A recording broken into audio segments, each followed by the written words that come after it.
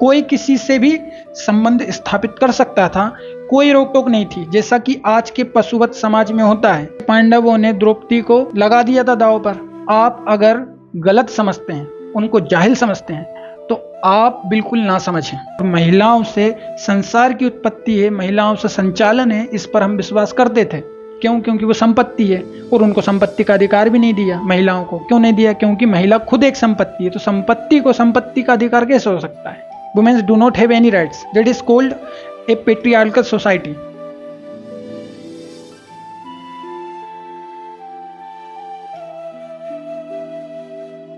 दोस्तों, मैंने अभी तक अपने YouTube चैनल पर जितने भी वीडियोस डाले हैं, जितने भी टॉपिक्स कॉन्सेप्ट मैंने आपके साथ डिस्कस किए हैं, उन सभी के कंपैरिजन में आज का ये जो टॉपिक है, आज का ये जो वीडियो है, बहुत ही ज़्यादा इम्पोर्टेंट है, बहुत ही ज़्यादा यूजफुल है।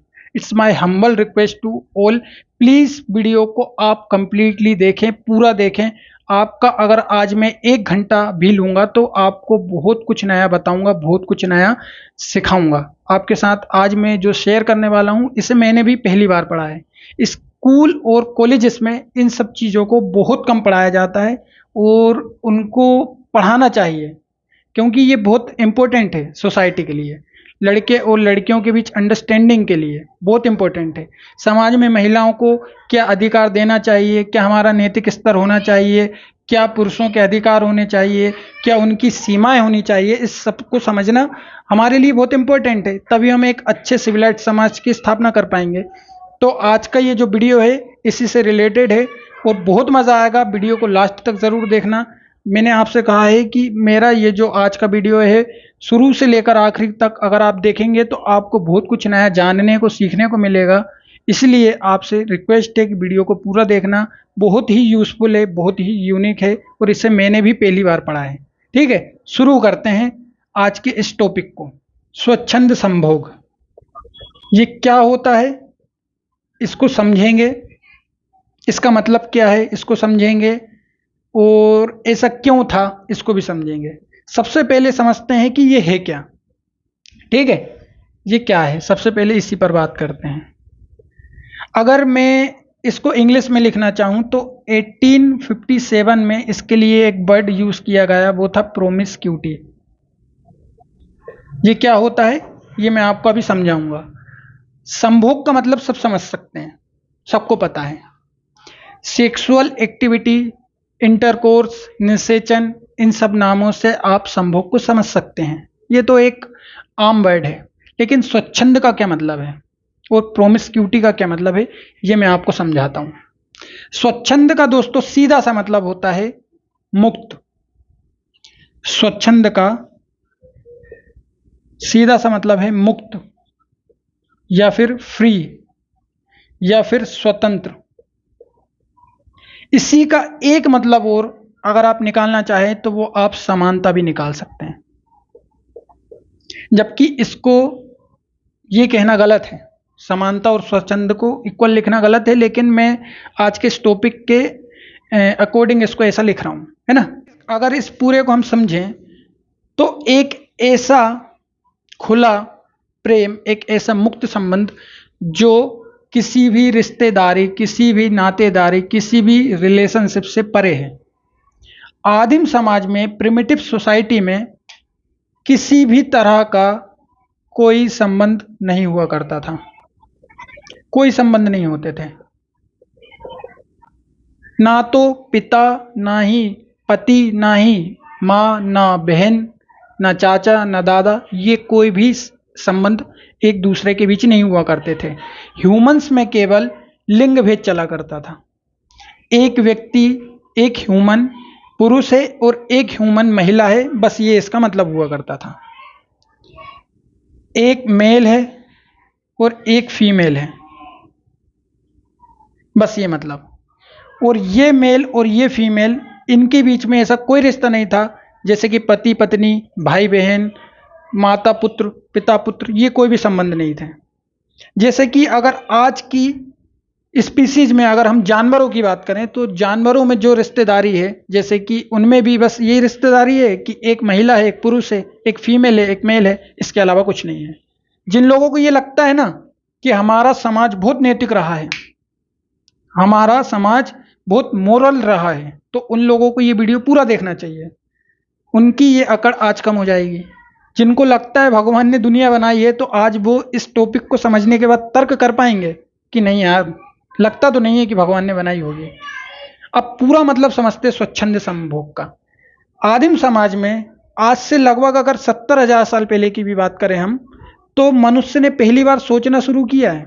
कोग्निटिव रिवोल्यूशन आज से लगभग 70,000 साल पहले हुआ। आज से 10,000 साल पहले तो हमने खेती करना शुरू किया है।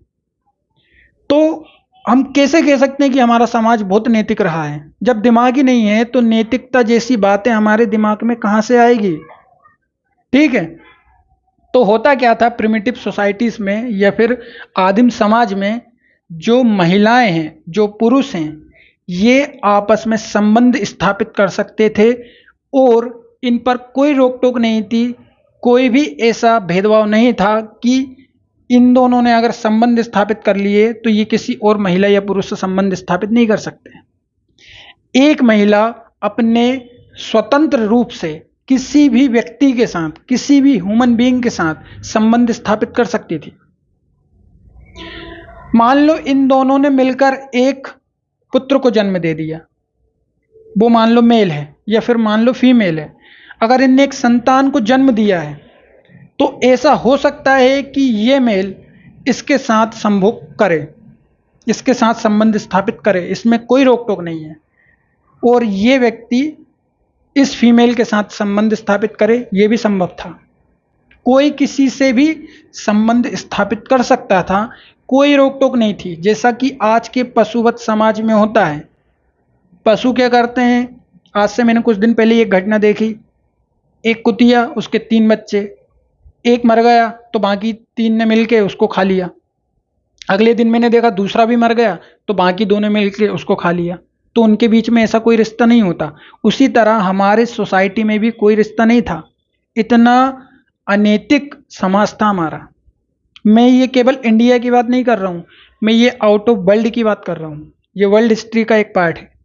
सब में, मतलब पूरी कंट्रीज में ऐसी व्यवस्था देखने को मिली है आदिम समाज में। केवल मेल है, फीमेल है, ना कोई बाप है, ना कोई बेटा है, ना कोई माँ है, ना कोई भाई है, ना कोई बहन है। जिसको जिसके साथ संभोग करना है, संबंध स्थापित करने हैं, कर सकता है, कोई रोक टोक नहीं है। ऐसी कई सारी कहानियां मिलती हैं, कई सारे ऐसे मिथक मिलते हैं जिनमें इसकी पुष्टि की जा सकती है। हमारे भारतीय हिंदू समाज में एक कहानी बड़ी प्रचलित है, श्वेतकेतु और उद्यालक की। श्वेतकेतु ने एक बार देखा कि उसके पिता उद्यालक के सामने, और वो खुद भी खड़ा है, उसके सामने एक ब्राह्मण ने उसकी मां को अपनी ओर खींच लिया आसक्त होकर संभोग के लिए। तो इससे श्वेतकेतु को बड़ा गुस्सा आया, बड़ा क्रोध हुआ कि यार मेरे सामने मेरी मां को खींच रहा है। तो उद्यालक ने कहा कि आपको गुस्सा होने की और क्रोधित होने की कोई ज़रूरत नहीं है।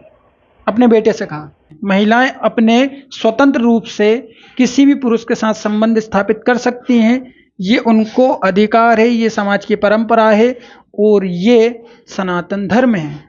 ये उद्यालक ने श्वेतकेतु से कहा। श्वेतकेतु ने कहा मैं ऐसे किसी भी समाज को, किसी भी व्यवस्था को नहीं मानता। और श्वेतकेतु ने नियम बनाया कि कोई भी महिला अपने पुरुष के अतिरिक्त किसी और पुरुष के साथ संबंध स्थापित करती, संभोग स्थापित करती है, संभोग करती है, या फिर कोई भी पुरुष किसी कुंवारी कन्या के साथ संभोग स्थापित करता है तो वो भ्रूण हत्या के दोषी होंगे।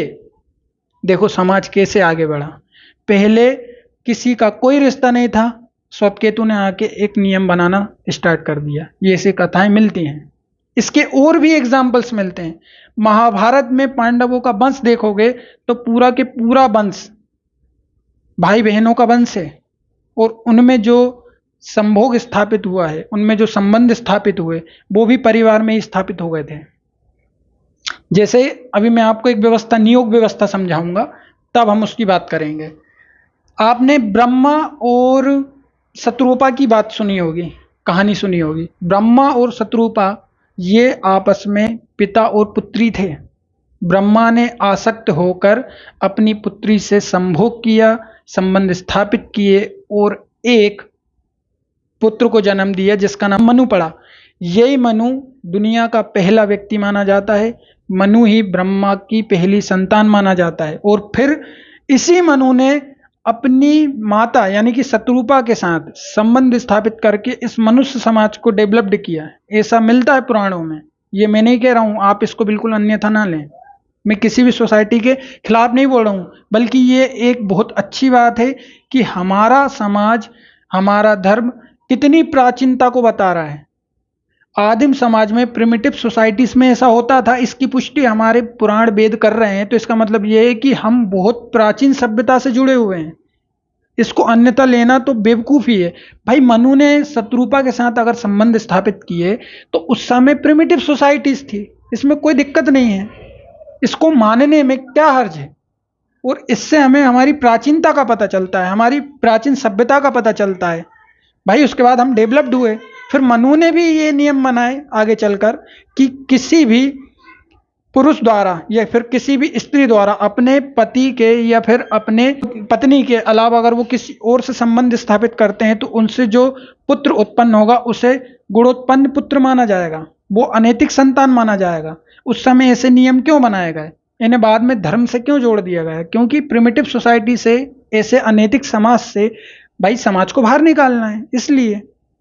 ठीक है, तो ऐसे अधिकार थे। केवल लिंग भेद, कोई दिक्कत नहीं है, कोई किसी के साथ भी संबंध स्थापित कर सकता है। मेल फीमेल के साथ करे, पिता पुत्र के साथ करे, माता पुत्र के साथ करे, पुत्री के साथ करे, नो प्रॉब्लम। कोई भी किसी के साथ कैसे भी संबंध स्थापित कर सकता था। इसके कुछ एग्जाम्पल्स भी मैंने आपको बताए। यही था स्वच्छंद संभोग या फिर मुक्त प्रेम, मुक्त लव, फ्री लव या फिर फ्री सेक्स, जो भी आप इसको मानना चाहें आप मान सकते हैं। ठीक है, इसे 1857 में प्रोमिस्क्यूटी कहा गया। और यूरोप में ये व्यवस्था आज भी चलती है। यूरोप में फादर्स डे क्यों मनाया जाता है? क्योंकि वहां पर महिलाएं इतना स्वच्छंद संभोग करती हैं और फिर संतान को जन्म देती हैं कि कभी पुत्रों को पता ही नहीं चल पाया कि फादर कौन है, पिता कौन है। तो पिता से मिलवाने के लिए फादर्स डे मनाया जाता है कि ये तुम्हारे असली पिता है। ऐसी व्यवस्थाएं यूरोप में थी, इसलिए तो फादर्स डे मनाया जाता था वहां। ठीक है, तो ये था स्वच्छंद संभोग का सीधा सा मतलब। आगे बढ़ेंगे, नियोग को समझेंगे और समाज का ये अनैतिक स्तर तो मैंने आपको बताया, कैसे समाज आगे बढ़ा, कैसे नैतिकता विद्यमान हुई समाज में, उसकी बात करेंगे। ठीक है, प्रोमिस्क्यूटी का ही जो चरम बिंदु होता है उसे प्रोमिस्क्यूअस कहा जाता है। प्रोमिस्क्यूअस का मतलब होता है अंधाधुंध मेलजोल। ठीक, तो समाज में अंधाधुंध मेलजोल था। हमारा जो प्रिमिटिव समाज था वो प्रोमिस्क्यूअस था, मतलब किसी से भी मेलजोल कर सकता था, किसी भी संबंध स्थापित कर सकता था। मैंने अभी आपको बताया कि प्रिमिटिव सोसाइटीज में क्या होता था और समाज कितना अनैतिक था। अब प्रिमिटिव सोसाइटी यहां से आगे बढ़ी तो उनने कुछ नियम बनाए। नियम सब फॉलो करें इसलिए उसे धर्म से जोड़ दिया गया और आगे चलकर यही चीजें, प्रथाएं और संस्थाएं बन जाती हैं। और इसी से फिर असमानता का जन्म भी हुआ जिसने महिलाओं की हालत खराब कर दी। देखो, पहले था केवल लिंग भेद, एक मेल है और एक फीमेल है, इसके अलावा कोई भी भेद नहीं है, किसी को कोई रोक टोक नहीं है। जिसको जो करना है, जिसके मन में जो आए वो करे, किसी को कोई दिक्कत नहीं, किसी के लिए कोई रोक टोक नहीं है। आगे चलकर जैसे मैंने आपको बताया कि श्वेतकेतु ने क्या किया, कुछ नियम बनाए, मनु ने कुछ नियम बनाए। अब क्या हुआ कि यहां से समाज नैतिकता की ओर बढ़ा, समाज आगे बढ़ा। प्रिमिटिव सोसाइटी से समाज अब एक मोरल सोसाइटी की तरफ आगे बढ़ता है। अब हुआ क्या कि कई नियम बनाए गए, एक पितृसत्तात्मक समाज की स्थापना होने लगी। कैसे होने लगी? भाई महिलाओं पर तो आपने सारे प्रतिबंध लगा दिए। महिलाएं अब स्वच्छंद संभोग नहीं कर सकती, महिलाएं अब समाज में वो सब काम नहीं कर सकती जो पुरुष कर सकते हैं। महिलाओं से समानता का अधिकार छीन लिया गया, स्वतंत्रता छीन ली गई। क्यों? क्योंकि प्रिमिटिव सोसाइटी को अब नैतिक सोसाइटी बनाना है। तो भाई ये सब अगर अधिकार आप छीन रहे हो तो केवल महिला से क्यों? ये सब तो आपको पुरुषों से भी छीनना चाहिए। अब महिलाएं केवल अपने पति से शादी कर रही हैं, लेकिन एक एक पुरुष 5-5 महिलाएं रख रहा है। एक समय ऐसा आया कि महिलाओं की कमी पड़ गई, एक पुरुष 10-10 स्त्रियों से शादी कर रहा है, तो महिलाओं की कमी तो आएगी। मान लो कि 100 महिलाएं हैं और 100 पुरुष हैं, 100 मेल हैं 100 फीमेल हैं, तो एक महिला एक पुरुष। अब मान लो एक पुरुष 10 से शादी कर लेगा, 10 महिलाओं से, तो महिलाओं की कमी पड़ेगी। और आगे चलकर एक ऐसी बुराई उत्पन्न हुई कि महिलाओं से जबरन विवाह किया जाने लगा, महिलाओं को जबरदस्ती उठाकर शादी के लिए मजबूर किया जाने लगा। छोटी सी उम्र में उनकी शादी होने लगी। क्यों? क्योंकि महिलाओं की कमी पड़ गई। महिलाओं की चोरी होने लगी, इतनी कमी, महिलाओं का कोई ऑप्शन नहीं रह गया पुरुषों के पास, तो क्या करें? चोरी करो। क्योंकि एक एक पुरुष 10-10 महिलाओं से शादी कर रहा है, ये तो है नहीं कि महिलाओं का ढेर लग रहा है उठा के ले आए। ठीक है, ये एक कुरीति उत्पन्न हुई। इसके बाद क्या हुआ? महिलाओं को स्वतंत्र रूप से कहीं आने जाने से रोका टोका गया। क्यों? क्योंकि महिलाएं किसी से भी संबंध स्थापित कर लेती थी। और ऐसे समाज में एकदम से बदलाव नहीं आता, बदलाव के लिए समय लगता है। ये समाज कई सारे नियम बनाता है, कई सारे कानून बनाता है, लेकिन महिलाएं और पुरुष इसका उतनी सख्ती से पालन नहीं कर सकते, ना ही करते थे, क्योंकि एकदम से किसी भी चीज को एक्सेप्ट करना बहुत मुश्किल हो जाता है। अभी भी महिलाएं बहुत जगहों पर स्वच्छंद संभोग करती हैं, किसी से भी संबंध स्थापित कर लेती हैं, और इसका प्रमाण मिलता है महाभारत में। महाभारत के कर्ण पर्व में, महाभारत के एक देश मद्र देश में ऐसी बहुत सी घटनाएं मिलती हैं जहां पर स्वच्छंद संभोग के उदाहरण मिलते हैं, एग्जाम्पल्स मिलते हैं। उसमें महाभारत में कर्ण पर्व में बताया गया है कि मद्र देश की महिलाएं, कुछ बालिक महिलाएं ऐसा काम करती थी जिससे उधर की महिलाओं को, मतलब उस देश की महिलाओं को बहुत ही निम्न स्तर की महिलाएं माना जाता था, क्योंकि उनका काम था निर्वस्त्र होकर नृत्य करना। ऐसे शब्द मुझे यूज करने पड़ेंगे क्योंकि मैं पढ़ा रहा हूँ, बता रहा हूँ आपको। और उनका काम था किसी भी पुरुष से खुले में संभोग करना, संबंध स्थापित करना। तो ये निम्न स्तर है, और बाकी अगर हम इसे नैतिकता के स्तर पर तोलेंगे तो ये बिल्कुल गलत है। तो अब क्या है कि इनसे डर लगता है, इसलिए क्या करें? नियम बनाओ, महिलाओं को उधर जाने से रोको, महिलाओं को विचरण करने से रोको। हो सकता है महिलाएं आसक्त हो जाएं, लेकिन ये अधिकार, ये जो प्रतिबंध हैं, ये केवल महिलाओं पर लगाए गए, ये अधिकार केवल महिलाओं से छीने गए। भाई पुरुषों को भी इस बात का ध्यान रखना था। आप भी तो एक पुरुष 10-10 महिलाओं से शादी कर रहे हैं, ये भी तो गलत है ना? देखो, इसके बाद क्या हुआ? एक पेट्रियार्कल सोसाइटी का जन्म हुआ। भाई पुरुष क्या करने लगे? महिलाओं को, मतलब वो सारे अधिकार जैसे मैंने अभी आपको बताया वो छीन लिए। अब महिलाएं, क्या हो रहा है कि समाज में तो जाना बंद है, ये सभाएं में भी नहीं जा पा रही है, सभाओं में भी इनका जाना प्रतिबंधित कर दिया गया। क्यों कर दिया गया? हो सकता है वहां किसी से आकृष्ट हो जाए। और महिलाओं को केवल एक ऑब्जेक्ट की तरह यूज किया जाने लगा, केवल एक ऑब्जेक्ट की तरह। कैसा ऑब्जेक्ट? भाई महिलाओं से केवल इस बात की आशा लगाई जाने लगी कि ये हमें केवल एक संतान देंगी, और संतान नहीं हो रही है तो परिवार के या फिर किसी भी पहचान के व्यक्ति से उसका नियोग करवा देना कितनी गलत बात है। मान लो संतान होने के लिए राजा में कोई कमी है या फिर महिला में कोई कमी है, तो किसी भी अन्य व्यक्ति से महिला का नियोग करवा देना, जैसे ऋषियों से, ब्राह्मणों से, या फिर किसी भी पहचान वाले व्यक्ति से, खासकर ऋषि और ब्राह्मणों से करवाया जाता था। जैसे कि मैंने आपको बताया था शुरू में कि पूरा पांडव वंश जो है वो नियोगी संतान है। वेद व्यास ने नियोग किया, उसके बाद फिर वो वंश आगे बढ़ते गए। ये मैं नहीं कह रहा हूँ, इससे बिल्कुल भी अन्यथा मत लेना। मैं आपको जितनी भी बातें बता रहा हूँ पूरी यूनिवर्सिटीज की बुक के हिसाब से बता रहा हूँ, उनमें जो लिखा है उसके हिसाब से बता रहा हूँ। मेरा यहाँ पर कोई भी अपना मत नहीं है, कोई भी मेरा अपना पर्सनल ओपिनियन नहीं है, ठीक है। अब यहाँ पर क्या हुआ, मैंने आपको बताया कि महिलाएं समाज में और सभाओं में भी जाना बंद कर देती हैं। क्यों? क्योंकि पुरुष उनको मना करते हैं। महिलाओं को ऑब्जेक्ट की तरह यूज़ किया जाने लगा। महिलाओं को सारे अधिकार नहीं रहे जो पुरुषों के पास थे। महिलाओं को केवल एक अधिकार रहा कि वो संतान उत्पन्न करें, पुरुषों की संभोगी जो इच्छाएं उनको पूरा करें, और अगर ऐसा नहीं होता है तो फिर उनका नियोग किया जाए। नियोग किया जाए क्यों? ताकि संतान की उत्पत्ति हो जाए। इसे ही नियोग व्यवस्था कहा गया। ठीक है, यही क्या थी? नियोग व्यवस्था। नियोग में क्या होता है? संतान की उत्पत्ति ना होने पर राजा में या मान लो रानी में कोई कमी है तो किसी और से नियोग करवा देना, इसको कहा जाता है नियोग व्यवस्था। और ये व्यवस्था ऐसा मत सोचो कि मनु के आने के बाद खत्म हो गई।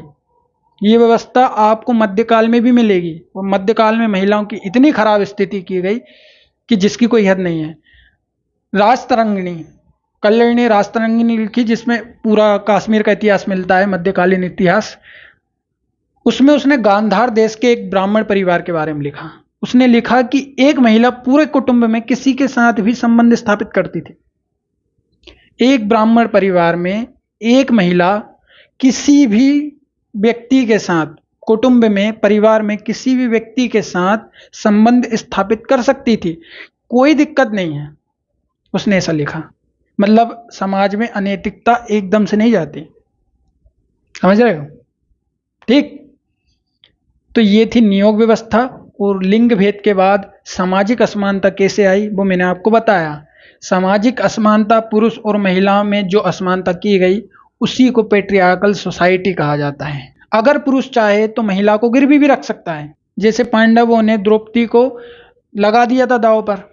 क्यों? क्योंकि वो संपत्ति है, और उनको संपत्ति का अधिकार भी नहीं दिया महिलाओं को। क्यों नहीं दिया? क्योंकि महिला खुद एक संपत्ति है, तो संपत्ति को संपत्ति का अधिकार कैसे हो सकता है? ये सोच थी।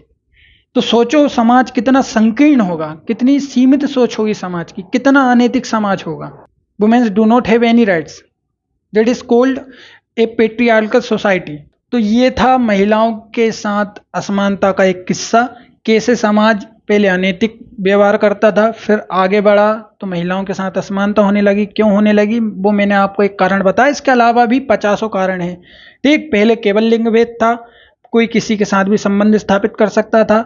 बाद में नैतिकता को बनाने के लिए, बढ़ाने के लिए कुछ कानून बनाए गए, कुछ सामाजिक नियम बनाए गए, और फिर महिलाओं के साथ असमानता की जाने लगी। कारण बहुत सारे हैं, उनमें से एक कारण ये भी है। नैतिकता का मतलब अगर आप नहीं समझ पा रहे हैं तो नैतिकता का सीधा मतलब ये है कि समाज में रहने के लिए, समाज में व्यवहार करने के लिए कुछ ऐसे नैतिक नियम हैं, कुछ ऐसी व्यवस्थाएं हैं जिसका पालन सबको करना पड़ता है। उसी को हम नैतिकता कहते हैं, उसी को हम नैतिक अधिकार या नैतिक समानता या नैतिक समाज कहते हैं। ठीक है, नैतिकता एक अपने आप में अलग विषय है। कभी आप कमेंट करेंगे तो मैं आपको इसके बारे में बहुत डिटेल से बताऊंगा। ठीक है, आगे बढ़ते हैं, एक नए टॉपिक की बात करते हैं। इस सबसे हम ये तो समझ सकते हैं कि हमारा समाज कहीं ना कहीं पशुओं से ही डेवलप्ड हुआ है। इंसान कहीं ना कहीं जानवर से ही इंसान बना है, इंसान इंसान नहीं था। और इसके कई एग्जाम्पल्स हमारे पास हैं, अभी मैंने आपको बताया। महाभारत में मिलता है, पुराणों में मिलता है, राजतरंगिणी में मिलता है। इसके अलावा और भी न जाने कितने ऐसे ग्रंथ हैं जिनमें हमें ये सब बातें मिलती है। इससे ये पता चलता है कि हमारी प्रवृत्ति पशुओं की प्रवृत्ति की तरह ही थी। उनकी टेंडेंसी और हमारी टेंडेंसी में कोई फर्क नहीं था। और हम इससे एक तर्क भी बना सकते हैं कि भगवान ने दुनिया नहीं बनाई, भगवान ने समाज को क्रिएट नहीं किया। अगर भगवान सोसाइटी को बनाता, इस यूनिवर्स को बनाता, तो ऐसा क्यों बनाता कि पिता पुत्र, माता और भाई बहन, मतलब जितने भी रिश्ते हैं ये आपस में संबंध स्थापित कर लें। वो तो एक अच्छा और नैतिक समाज बनाता। वो ऐसा खराब समाज क्यों बनाता? क्यों ऐसा डेवलप करता? हमें अच्छा बनाता ना। तो इसका मतलब यही है कि जो साइंटिस्ट कहते हैं वो बिल्कुल सही कहते हैं। कहीं ना कहीं हमारा डेवलपमेंट पशुओं से हुआ है। आज का पशु देखें हम तो किसी से भी संबंध स्थापित कर लेता है, मर जाता है तो अपने ही संतान को या अपने ही भाई बहन को खा लेता है। जैसे मैंने आपको अभी कुत्ते वाला एग्जाम्पल दिया था। तो इसका मतलब यही है कि हम भी कभी उन्हीं की तरह थे, हमारी टेंडेंसी कभी उन्हीं की तरह थी, और फिर हम आगे बढ़े क्योंकि हमारा इंटेलिजेंस डेवलप्ड हुआ। तो हमने सोचना शुरू किया। जैसे मैंने आपको बताया कि 17,000 साल पहले हमने कोग्निटिव रेवोल्यूशन किया। मनुष्य ने पहली बार सोचना शुरू किया दुनिया के बारे में, खुद के बारे में, कैसे उद्भव हो रहा है इसके बारे में। ठीक है, अगर हम बात करें वेदों की या फिर हम वैदिक काल की बात करें, तो वैदिक काल में कुछ लोग भारत में आए, इन्हें आर्यंस कहा जाता था। ये भारत में आए, भारत में आए तो इन लोगों ने यहां पर रहने वाले जो लोग हैं, भारत में जो पहले से रह रहे हैं, जो जनजातियां हैं, उनके बारे में कुछ ऐसे शब्द यूज किए हैं जो बहुत अटपटे से हैं। इनके लिए अनासा, अनासा का मतलब होता है चपटी नाक वाले, शिशनदेव, मुद्रवाक मतलब जिनकी भाषा समझ में ना आए, लिंग और योनि की पूजा करने वाले। आर्यंस भारतीय जो यहां पर रह रहे हैं, जो यहाँ की जनजातियां हैं, उनके लिए एक शब्द यूज कर रहे हैं, एक सेंटेंस यूज कर रहे हैं, लिंग और योनि की पूजा करने वाले। मुद्रवाक जिनकी भाषा समझ में नहीं आती, शिशनदेव, अनासा जिनकी नाक चपटी है, ऐसे शब्दों का यूज कर रहे हैं। और इससे पता ये चलता है कि लिंग पूजा भारतीय जनजातियों में प्रचलित थी, आर्यों में प्रचलित नहीं थी। लिंग और योनि की पूजा करने वाले ये आर्यंस यहां रहने वाली जनजातियों के लिए कह रहे हैं। इसका मतलब ये है कि यहां पर रह रही जनजाति लिंग की पूजा करती थी, योनि की पूजा करती थी।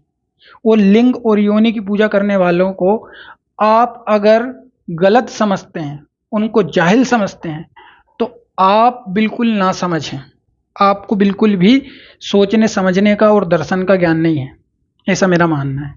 लिंग पूजा करने वाले वो इतने ज़्यादा डेवलप्ड और इतने ज़्यादा समझदार लोग उस समय रहे होंगे, आज की बात नहीं कर रहा मैं, उस समय लिंग और योनि की पूजा करने वाले लोग बहुत ही ज़्यादा समझदार रहे होंगे, बहुत ही ज़्यादा उनका दर्शन शास्त्र डेवलप्ड होगा।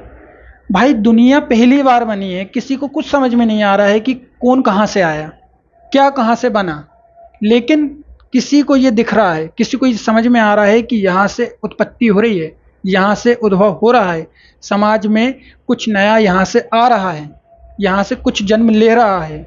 तो ऐसे उद्भव के स्रोत को, ऐसे क्रिएटिव स्रोत की कौन पूजा नहीं करना चाहेगा? कौन ये नहीं कहेगा कि यही है जो सब कुछ बना रहा है, यहीं से दुनिया का संचालन चल रहा है? भाई कोई भी यही बोलेगा ना। और उस समय के लोगों ने अगर ये सोचा तो जायज़ सी बात है, वो इसकी पूजा करेंगे, इसमें कोई दिक्कत नहीं है। अगर आप पुराने सिक्कों को देखोगे और कुछ पुरानी मूर्तियों को, तो सिक्कों में एक आपको महिला दिखेगी और महिला के पेट में से पेड़ निकलता हुआ दिखेगा। ये इस बात का प्रमाण है कि हम प्रकृति पूजक थे और महिलाओं से संसार की उत्पत्ति है, महिलाओं से संचालन है, इस पर हम विश्वास करते थे। ये भारतीय धर्म दर्शन की बहुत सुंदर बात है, लेकिन आगे चल के हमने सब कुछ खराब कर लिया। तो वेदों में अगर हम देखें तो वेदों में वो सब हुआ जो नहीं होना था वैदिक काल में। वैदिक काल में, लेटर वैदिक पीरियड में, उत्तर वैदिक काल में महिलाओं से बहुत सारे अधिकार छीन लिए गए, जो मैंने आपको बताया वो सारे अधिकार। इसके बाद गुप्तोत्तर काल में जाति व्यवस्था बनी और फिर महिलाओं की स्थिति खराब हो गई। एक समय ऐसा आया कि महिलाओं को वस्त्र पहनने के अधिकार भी नहीं थे। फिर आगे बढ़े तो आगे बढ़ के मध्यकाल में हमें कुछ ऐसा पढ़ने को मिलता है जो हमारे होश उड़ा देता है। राजा जयसिंह का सुना होगा आपने, वो गए थे ना शिवाजी से युद्ध करने, वो महिलाओं को निर्वस्त्र आईने में देखना पसंद करते थे। ऐसी व्यवस्था है। ऐसा मिलता है कि मुगल कालीन अमीर महिलाओं को खरीदा करते थे। फारसी महिलाएं संभोग के लिए, हिंदू महिलाएं उनके बच्चों के पालने के लिए, और कुछ महिलाएं उन सब पर निगरानी रखे, उनको चाबुक मारे अगर वो काम ना करे, इसलिए खरीदते थे। तो मुगलों ने भी कमी नहीं छोड़ी, हिंदुओं ने भी कमी नहीं छोड़ी, किसी ने कोई कमी नहीं छोड़ी। अगर बुद्धिस्टों की बात करें तो बुद्ध धर्म में या बुद्धिज्म में ये कहा जाता है कि बुद्धिज्म इसलिए फेल हो गया आगे चलकर। हिस्टोरियंस ये मानते हैं, दर्शन शास्त्री ये मानते हैं कि जो बुद्धिस्ट भिक्षु थे, जो मॉन्क्स थे, वो विलासिता प्रिय हो गए, वो स्त्रियों के प्रति आकृष्ट होने लगे। और क्योंकि बौद्ध संघ में महिलाएं और पुरुष दोनों जा सकते थे, तो उनमें ऐसी टेंडेंसी डेवलप्ड हुई जो कि नहीं होनी थी, जिससे बौद्ध धर्म आगे नहीं बढ़ पाया, है ना। ये सब हुआ, ठीक है। इसके बाद महिलाओं को संविधान में बहुत सारे अधिकार दिए गए। संविधान बना तो सारे अधिकार दिए गए, जैसे समानता, स्वतंत्रता या फिर बोलने का अधिकार, वो सारे अधिकार दिए गए जो पुरुषों को दिए गए। अवसर की समानता, ऐसे सारे अधिकार। लेकिन महिलाओं ने हमेशा स्वतंत्रता के अधिकार को कपड़ों से तोला है। हमारी मर्जी, हम जो पहने, आप पहनो, कोई दिक्कत नहीं है। लेकिन समाज कुछ नैतिक नियमों पे चलता है। अगर आप एक एग्जाम्पल से समझें कि पानी बोतल में हो या गिलास में, वो बुझाएगा प्यासी। चाकू सेब पर गिरे या सेब चाकू पर, कटना सेब को ही है। आपको ये बात समझनी चाहिए। इसलिए पुरुषों की सोच खराब हो या महिलाओं के कपड़े अमर्यादित हों, नुकसान महिलाओं को ही होना है। हम ये नहीं कह सकते कि हमारी सोच एकदम से बदल जाए। सोच धीरे धीरे बदलेगी समाज की। लेकिन आपको अभी अपने आप को मर्यादा में या फिर मर्यादित कपड़े पहनना चाहिए। आपको जो पहनना है पहने। इट्स माय पर्सनल ओपिनियन कि आपको मर्यादित कपड़े पहनना चाहिए। बाकी आपका जो मन है वो पहने, लेकिन मर्यादा बनी रहे ऐसा पहने। भाई, मैंने आपसे कहा ना कि चाकू गिरे या फिर सेब गिरे, कटना तो सेब को ही है। और ये महिलाओं का मूल गुण है कि वो आकर्षक होती हैं। अगर आपके कपड़े ऐसे होंगे कि मर्यादा ना बनी रहे, तो जाहिर सी बात है कोई ना कोई तो आपसे आकर्षित होगा, क्योंकि ये आपका मूल गुण है। आपको ये समझना पड़ेगा, ये आपकी फंडामेंटल क्वालिटी है, आपको ये समझना पड़ेगा। तो समानता के अधिकार को महिलाएं हमेशा किससे तोल रही हैं? वो तोल रही हैं कपड़ों से। जबकि समानता और स्वतंत्रता का मतलब ये नहीं है जो आप समझ रहे हैं। पुरुषों में भी कमी है, लेकिन महिलाओं को भी समझना चाहिए। ठीक है। तो संविधान बनने के बाद बहुत सारे अधिकार दिए। 1960 में एक क्रांति हुई, मुक्त संबंध क्रांति। पूरा अमेरिका, यूरोप, यहाँ की जो महिलाएं हैं वो क्रांति कर रही हैं कि हमें संबंध स्थापित करने के लिए मुक्त किया जाए, हमारी मर्जी, हम जो करना चाहें। फिर यहाँ से फेमिनिज्म पैदा हुआ, तो ये सब हुआ फिर। ठीक है। तो आज के इस वीडियो में दोस्तों इतना ही। आने वाली वीडियो में अगर आप कहेंगे तो भारतीय समाज में इस व्यवस्था को मैं और अच्छे से बताने की कोशिश करूंगा। अगर आप चाहते हैं कि मैं आपको ऐसा बताऊं तो मुझे कमेंट ज़रूर करना, चैनल को सब्सक्राइब कर लेना, वीडियो को लाइक कर देना। जय हिंद, जय भारत, मिलते हैं। और तो और महिलाओं को संपत्ति समझा जाने लगा, प्रॉपर्टी। अगर महिलाएं पुरुष से शादी कर लेती हैं तो इसका मतलब ये है कि पुरुष अब महिला के सामने मालिक है और महिला उसकी प्रॉपर्टी है। इससे ज़्यादा कुछ नहीं है।